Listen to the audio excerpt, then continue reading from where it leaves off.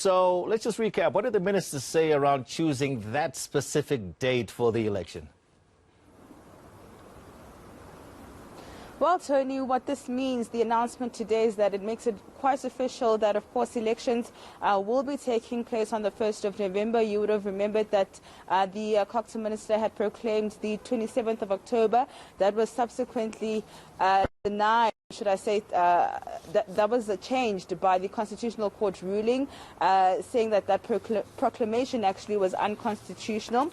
And so now the minister is saying that the 1st of November will be the official day for elections, and that is a date that was asked for or proposed by the IEC itself, saying that they want as much time as possible to be able to prepare for the local government elections, but also adding to the fact that that particular date, the 1st of November, falls on a Monday, which means that it will be the first time in our democratic history that elections are held on a Monday.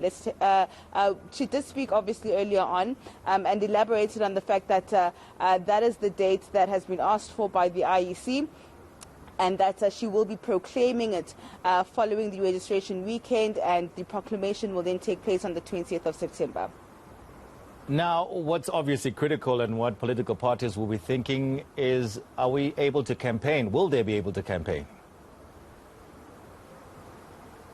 I mean, we are seeing on social media that political parties have actually already begun with some of those campaigns online.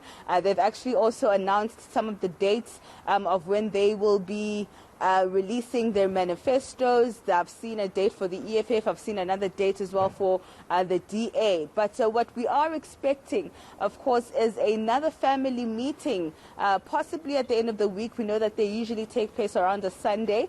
And what we understand is that the president is in consultations with political parties, religious and traditional leaders, and has actually had consultations with provinces around the lockdown restrictions. Of course, those restrictions are subject to where we are in terms of numbers when it comes to the coronavirus pandemic, but it's going to be critical for the lockdown restrictions to be lowered somewhat, or eased, should I say, in order for campaigning to take place. But what the Coxon minister said was that despite the lockdown levels and campaigning taking place, political parties will be expected to adhere to the COVID-19 protocols. Let's take a listen. The issue of whether the political parties will campaign, of course they'll campaign. Though there may be some restrictions, obviously, because even when they have a meeting, there may be numbers that are allowed indoors and numbers that are allowed outdoors, the spacing, the masks. So, yes, they'll campaign, they can go door to door, but they have to keep to the protocols.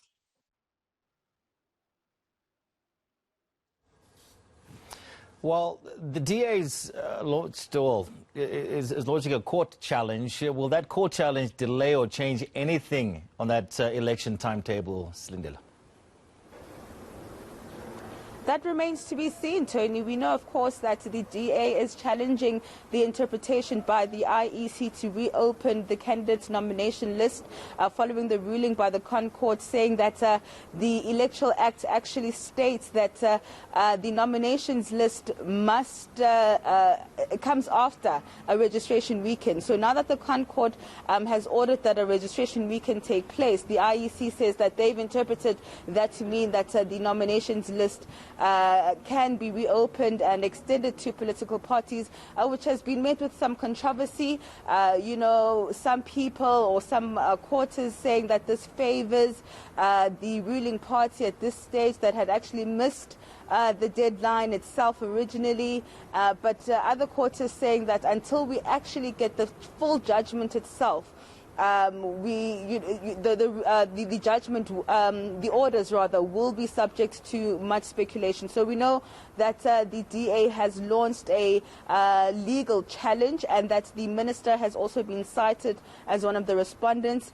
This is what she had to say around that legal challenge. Now that the DA has filed papers in court, to say against the interpretation that the IEC had of reopening the candidate registration. It means that matter is now sub judice because I'm also cited in their papers as respondent number 2. So I'll rather not answer that question until I answer it in the affidavit, if you will allow me that space.